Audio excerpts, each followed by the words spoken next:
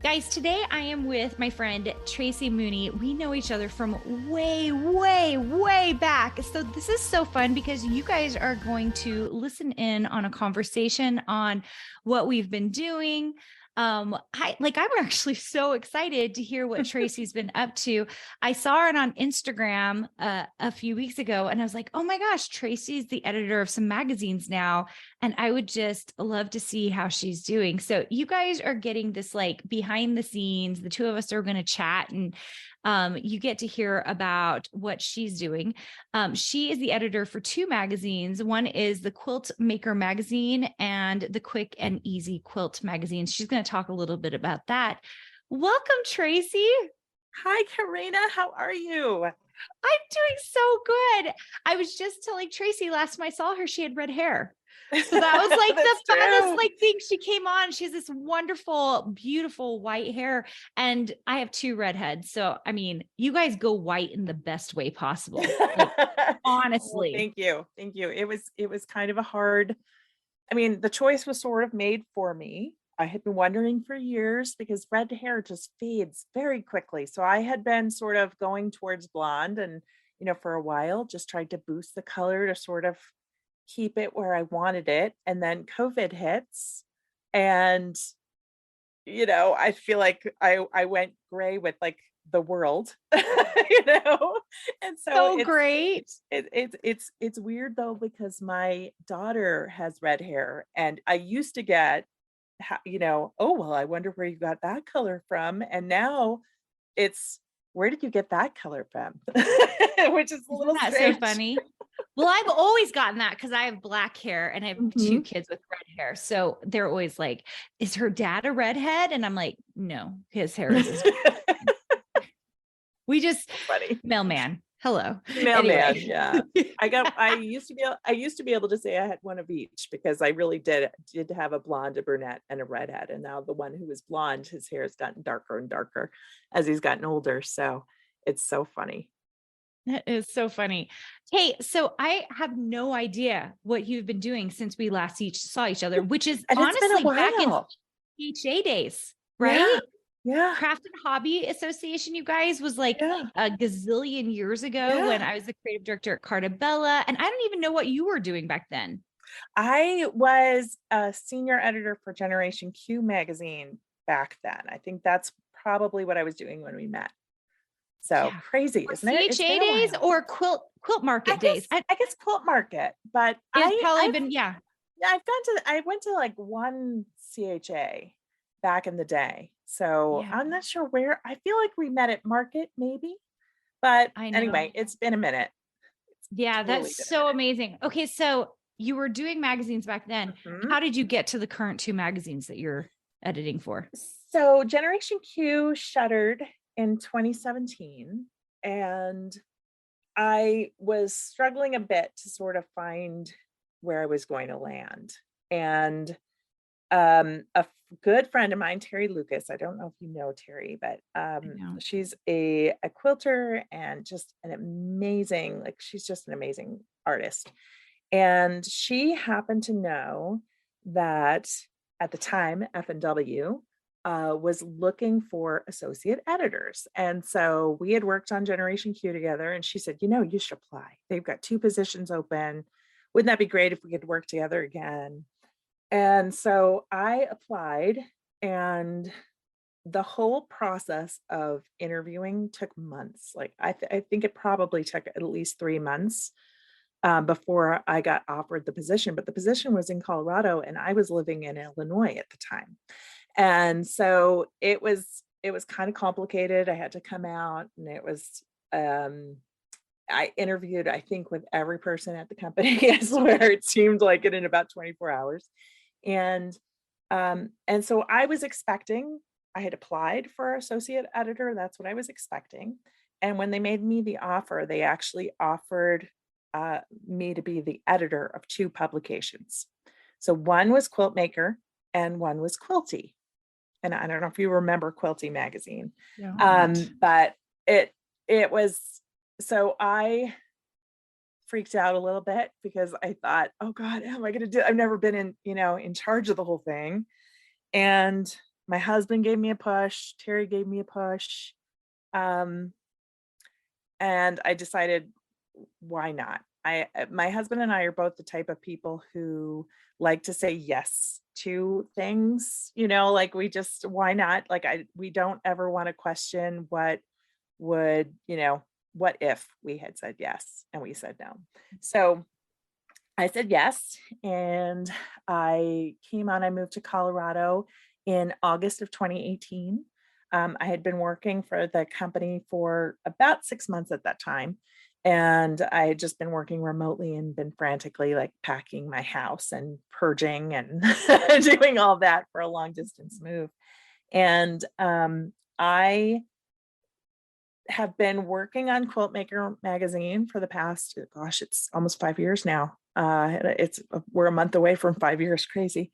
But Quilty, I only got to work on for a short period of time because once I moved, I would say that we probably moved, and I think I got the notification that they were shuttering Quilty at that point, just because sales weren't that great, and so they moved me to McCall's Quilting, and then F&W went through a whole bankruptcy actually shortly after I moved. It was a I little was bit wondering scary. if you had gone through that. That I was the thing did. I had wondered, because so many of the publishing companies went through kind of a raw deal there. There was kind of an Yeah. interesting, and I had been in talks a little bit with a couple of companies about maybe doing a book, and then I just decided not to because things felt very unstable.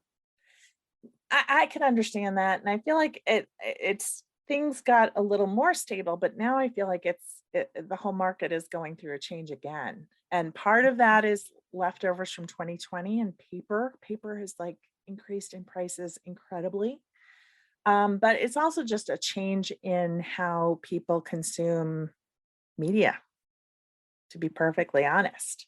So, so once we went through the bankruptcy, it was a very unsettling time for several months.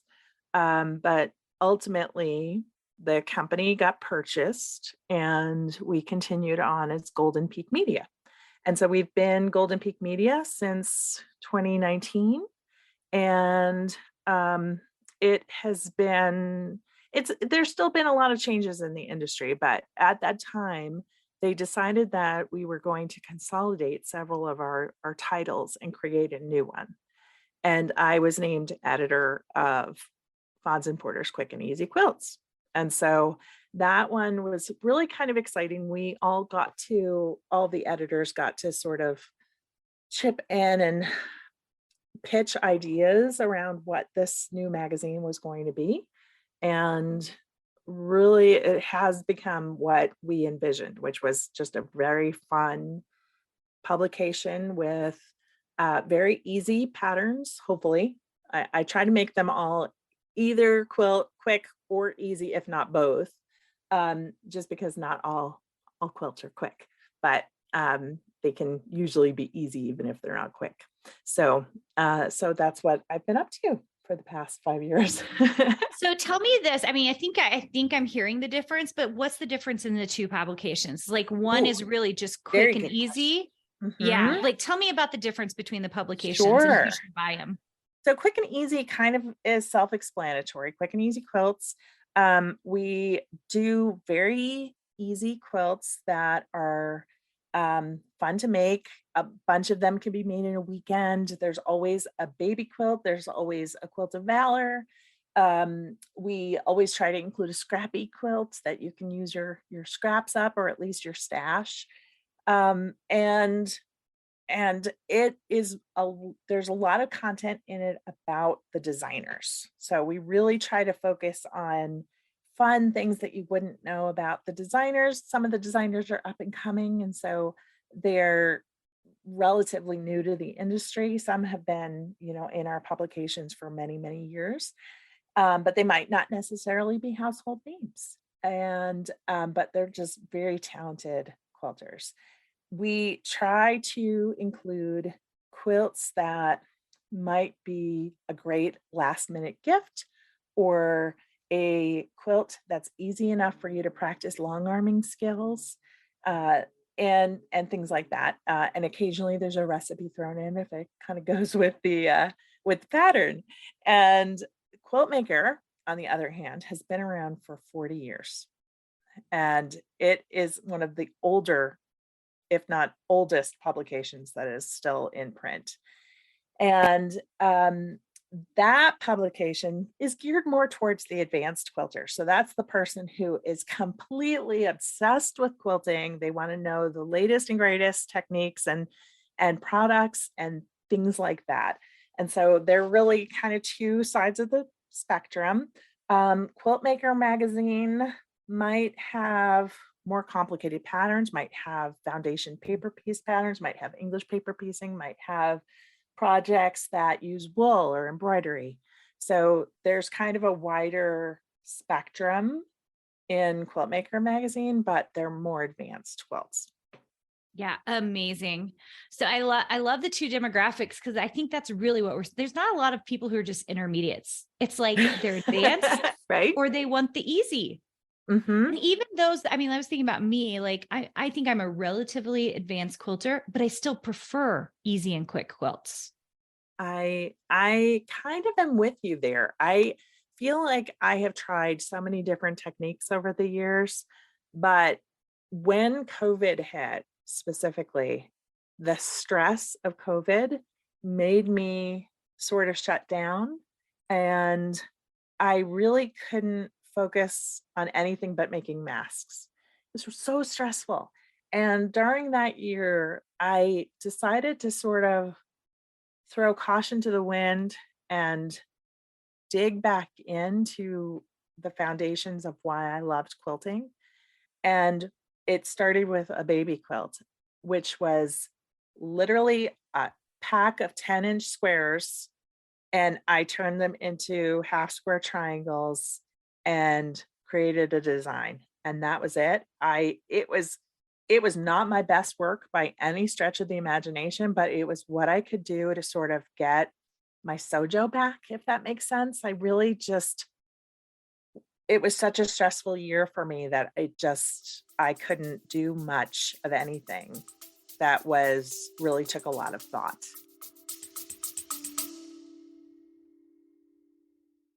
Have you been dreaming of earning a master's degree or a design certificate that could lead you to launch your very own business? The University of Arts and Design has unique programs where you not only learn how to design, but how not to be a starving artist, which is why I created it.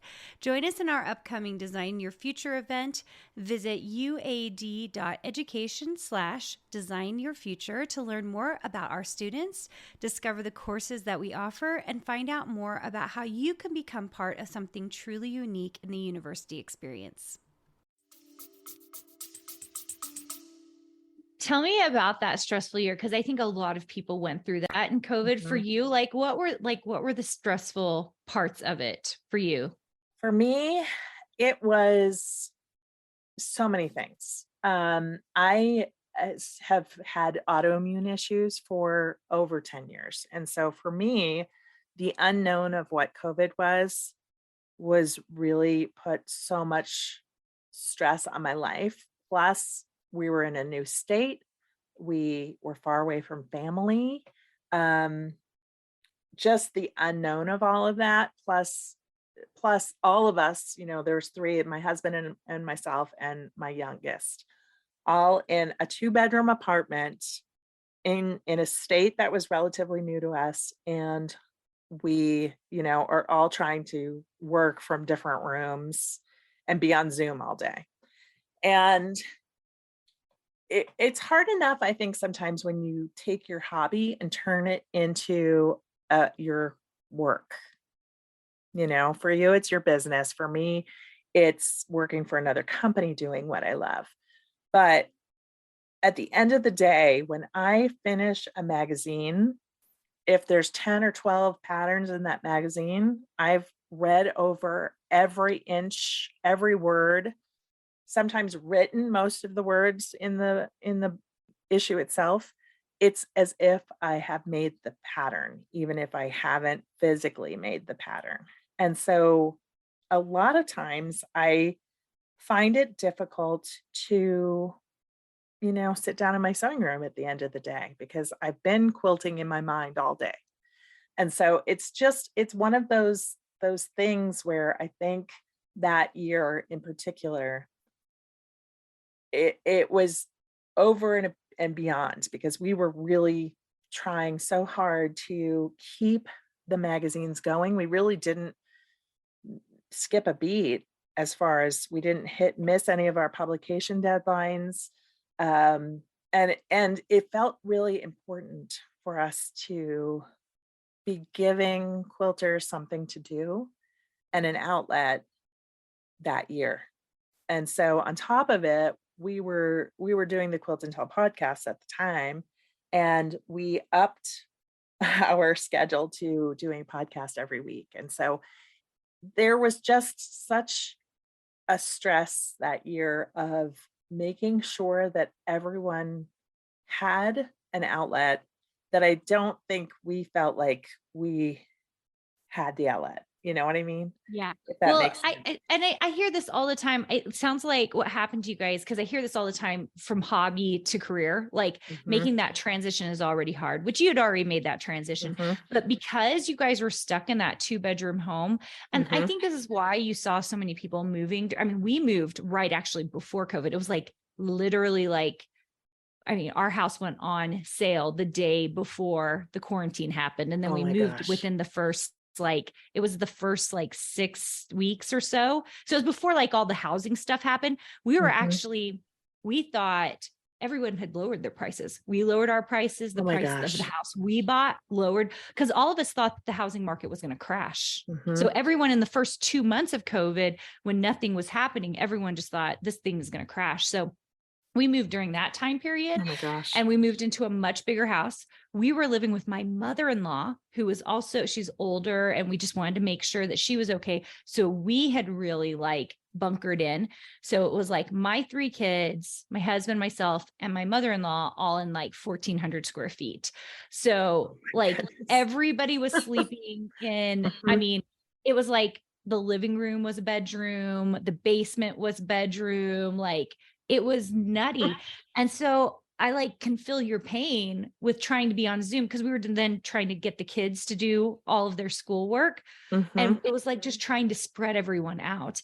And our entire house was packed in Mary's house, my mother-in-law's house. So the entire house was just filled with boxes. Oh my So we were just gosh. like walking Oh my around gosh. boxes.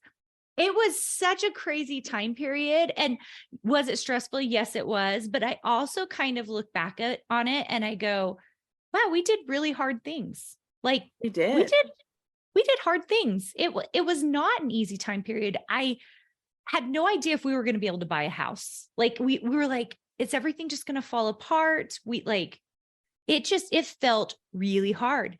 And then suddenly it felt really easy because then we moved out and we had our own space and we actually moved into a house that was 5 bedrooms and like we had all this space that we'd never had in our lives. And I was like, I felt like I Phew. could breathe Right? then. Yes.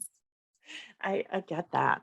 But it's almost like we bought a house based on Zoom rooms. We're like, okay, now the kids can like Zoom But see, downstairs. everybody did. I feel like everybody did. And so it's really fascinating because I think that changed everyone's perspective of what their needs were.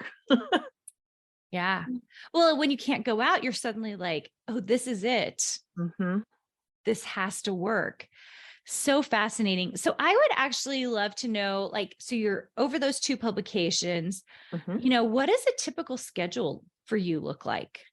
Oh gosh. You mean typical like issue schedule or typical day-to-day schedule? Mm, which one would you rather talk about? I could do either. Um, how about we do like an issue schedule? Yeah, that's great. Okay. Because I So think people don't really understand how much, like, you get this magazine and you flip through it, and it's like, oh, I like this quilt, and then that's it. But like, people have no idea what it really takes to build one of these things. you're absolutely right. The full schedule takes about 8 months per issue. Isn't And that insane, you it's guys? actually might even be a little bit longer because we have to put out the call for submissions to all of our designers. And then we give them a few weeks to get back to us with designs. And then from the day that we choose everything and we send out acceptance letters, it's approximately 8 months. And so and honestly, and the whole year of issues, each issue has a theme, and we plan that almost like we're actually getting ready to plan all of 2024 right now. Yeah. So we're thinking ahead, that far ahead. I'm currently working on, I'm about to ship the July issue of Quilt Maker and getting ready to start the August issue of Quick and Easy Quilts. And so it's just a very far, we're thinking way far ahead. We have to know what what fabrics are coming out and what we can sort of plug into the designs that come in. So we get, we'll say we get, I don't know, 25, 30 designs submitted for each issue. And we'll choose, it kind of depends on the issue and the complexity. So for Quilt Maker, I might only choose 6 to 8 quilts for an issue, depending upon complexity. For Quick and Easy Quilts, it's probably more like 8 to 10. And so then once the quilts are chosen, I work with the designer to sort of choose what the look of that quilt will be, whether it's, do I like what they submitted? Can we use the collection that they submitted the quilt using, or did they send it in sort of solids? And then we decide to go in a completely different direction based on a collection that we think might be really appropriate for the issue. So then the designers start making the quilts. And while I'm waiting for them to finish making the quilts and send it in, I'm working on other issues. And so we'll be writing the patterns. I have people who do yardage. And so I actually have one person who's on our team who that's her favorite part. She just wants to sit there and do math all day and, calculate the size of the patches and how much fabric you're going to need for a quilt. That's her Tracy, favorite that's part. magic that you found I someone who likes know. that. I know, because there were times, so I used to have to do that step, and it's not my forte.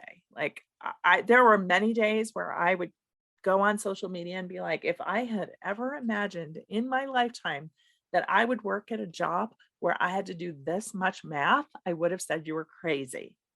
But now, like since COVID, we've sort of like figured out that it was best to put the people on our team in the positions where they sort of excel to streamline the whole process. So we have our art department doing diagrams of the quilts, and then they get handed off to the people who do yardages. And then there's a first yardage and a second yardage done on the pattern. They both have to match. They're done by 2 different people, and they have to match. Otherwise, those 2 people have to sort of have a conversation about like what has gone wrong in their math calculations. And then someone writes the pattern. Sometimes that's me. Sometimes, like right now, it's currently the person who loves math, Eileen. And so she's doing a lot of the pattern writing. And then once that's all done, the pattern gets laid out, and then it goes back to me, and I have to take a look at it and make sure that all of the parts of the pattern are included and the style is right. We actually have styles for each of our publications that it needs to match. And for my 2 publications, they're a little bit different. But when we created Quick and Easy Quilts, I sort of made that similar to what I was used to, so that it wouldn't be that hard of a lift for me to, because some of our publications, the style is very different. And then meanwhile, around what I was talking about of theme. So for instance, the May-June issue of Quilt Maker, the theme was London Calling. I had decided that I wanted to do an issue all around like British themed quilts. and like the Clash. And so chose London Calling. And would you believe that the call for submissions went out 2 weeks after, actually, it was a week after the Queen died. Oh my And so heavens. the timing, like it still gives me goosebumps when I think about it. The timing was incredible. And we had chosen that theme like a year before. And um, so for that particular issue, what I also have to think about while the patterns are all getting written, I have to think about what features are we going to do? Is there someone that we'd like to write an article about? And whether I have people that I work with that sometimes write for me, but also I do some of the writing. Perhaps there's a technique used in one of the quilts that might need further explanation, or maybe is interesting enough to do a feature about that. I also have to keep my eyes peeled for new products coming out that might fit in with either that theme, or I just think are super cool that I want people to know about. And um, and then I also work with people like Bonnie Hunter, who, has a huge presence online amongst quilt makers, and she does a pattern in each, like a block pattern in each of our issues, and she's done it for over 10 years. And so I work with her as well. And so those are just some of the things that I'll do. And so then along the process of moving, so I'll take a look at the pattern and check it for accuracy. And then we send it on to another editor who takes a look at it for a tech edit, which is sort of a really deep dive into the pattern to make sure that we have all of the patches that need to be cut accounted for, that the quilt itself, like the pattern itself, actually has the right way to make it. Because sometimes we'll get through the tech edit and someone will go, I don't understand how you're supposed to make that. We need to rethink it. And that happens occasionally with a hard pattern. And it's sometimes an easy one. Sometimes the easy ones are the worst. Like you just don't expect it. You think, oh, it's just strips, or it's something like that. But then we go, how do you actually write how to make this pattern? And we do all the writing in-house. And so from there, it sort of goes back and forth between me and my graphic designer, and we sort of make changes to the pattern, and then it goes to a final alt edit where another person looks at it who hasn't looked at it before, and then they read it through and make sure that it makes sense in their mind how to make the pattern. And then it goes back to me for final proof. I have to make sure all the pages are correct, all of the pictures are right, all the diagrams have the right words on them, um, and and hopefully I don't have any typos. I actually found 2 typos in my last one, and I'm so mad. But it happens every once in a while where we just had kind of a crazy week, and or a crazy period of time where something gets lost, and your brain corrects all of those things. So if you've ever noticed that you've missed that your brain corrected a word, it happens all the time. And so we have to try to keep our brains in like really consistent and read every word out loud so that we make sure that every "the" is included, that certain words aren't misspelled, and all of that. And then it gets sent off. We call it shipped, but it's not actually shipped. It's all the files get shipped to one of the people in our company who actually uploads everything to a website where we can review it, and it looks like we're looking at a magazine. And then we check it again for any more mistakes or misspellings, or just general things. It's funny how your brain, when you switch between like a PDF and that website, sometimes you'll notice something you didn't see before that was wrong. And then we make final changes, and then it gets shipped to the printer and printed. And it takes about 2 to 3 weeks to get printed. Oh my heavens. Like, honestly, just even listening to that process, I'm like, no, like I just published a book and we went through one book for that process. Cause you check it in the Word doc or the Google doc, and then you check it in the publication format, and then you check it again with an author copy or whatever, and you still miss stuff. Like it's still amazing how It's much you miss. amazing, isn't it? And even people, like sometimes I will get the nastiest letters from people who find a typo and they get so upset. I used to proofread for blah, blah, blah. And I was like, oh, and you were so perfect that you never missed a single thing. That's great. It is kind of amazing because it's such a technical magazine. It's not like a magazine where you're just doing a read through. It's like a fun, editorial. It's such a technical magazine.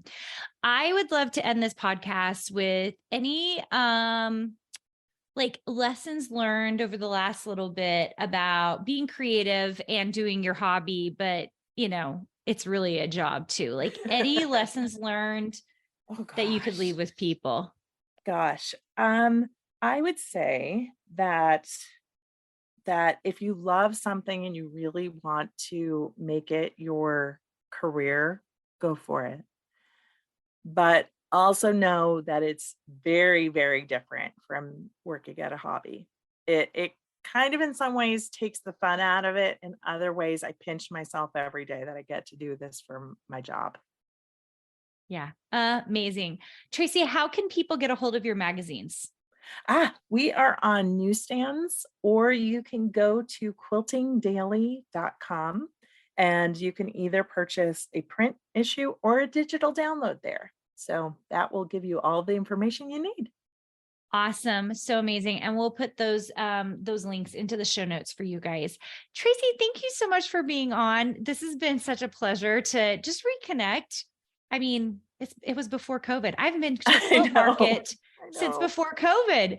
Same. So it's just been a really, really long time, but this was so lovely. And I hope you guys got so much out of it. It is fascinating to me because I'm not in the magazine business. I'm just on the design side. And so being able to see that process, people really don't realize how much it takes to build and create anything, but let alone a magazine that seems super easy. So love it. Thank you for having me. Hey, did you know that you can visit me at makeanddesign.com to learn more about this podcast and join my VIP group for weekly freebies? I can't wait to see you there.